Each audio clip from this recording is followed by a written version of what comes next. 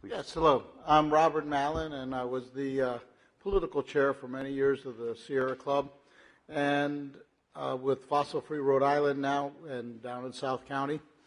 And I'm here to speak in favor of this. I've been listening to a lot of this testimony, and it occurs to me that the bill before you is a result of the lack of transparency in the process. Having gone through it, we're talking about little ads that were placed on a Wednesday to tell you that the meeting was going to happen. And when you get there, everybody's got coffee cups from Invenergy that they hand out and donuts, and they got their whole group that is there. And when people started seeing the information about it, dripping in. Like, for example, the oil tanks. We finally saw a picture of the place, and there's these giant oil tanks. Saying, well, gas, what happened? Where's this oil coming from? How are they going to get here? And those kind of things make people think that they need to have more say about it. So I don't think it's fair to say that they basically are trying to just take it in their own hands because it's just happening in their backyard. I think that the process lacked transparency, and I think this bill would help this. I also think the expansion of the board would help.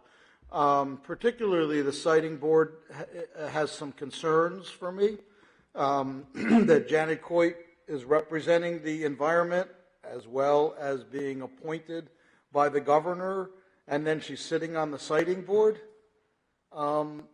These kind of things show why having a little wider pool of opinions to hear this is more fair.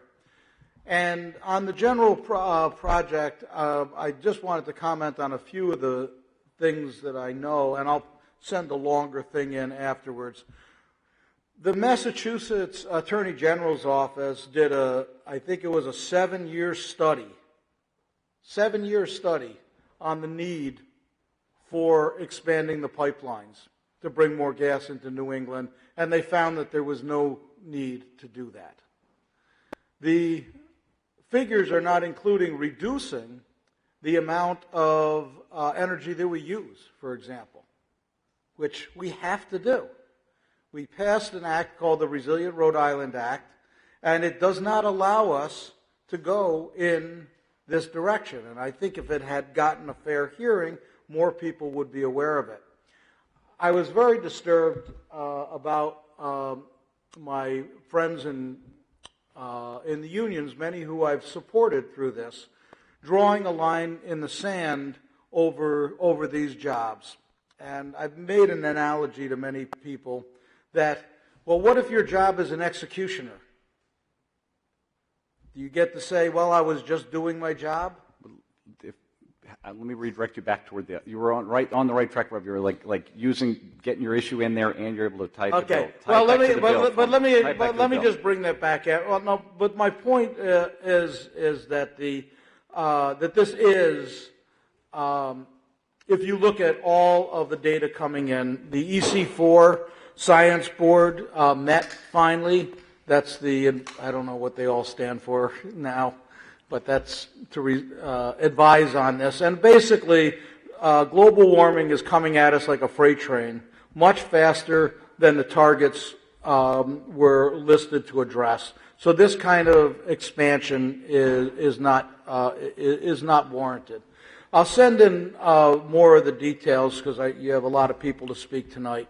But the last thing I would like to say is the citing of that in an area that we just fought to make a historic natural corridor, to put an industrial plant in there, just shows the lack of foresight that went into planning the project. It's almost like a disconnect.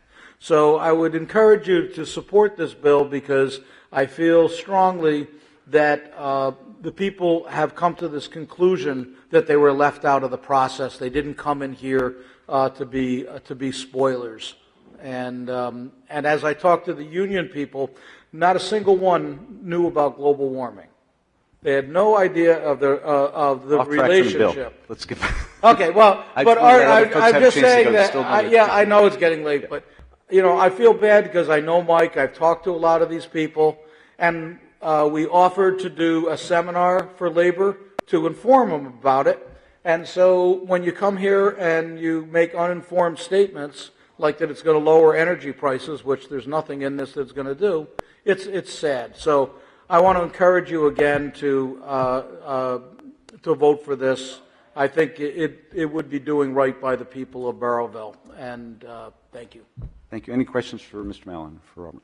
Thanks a lot, Rob. Yeah. All right.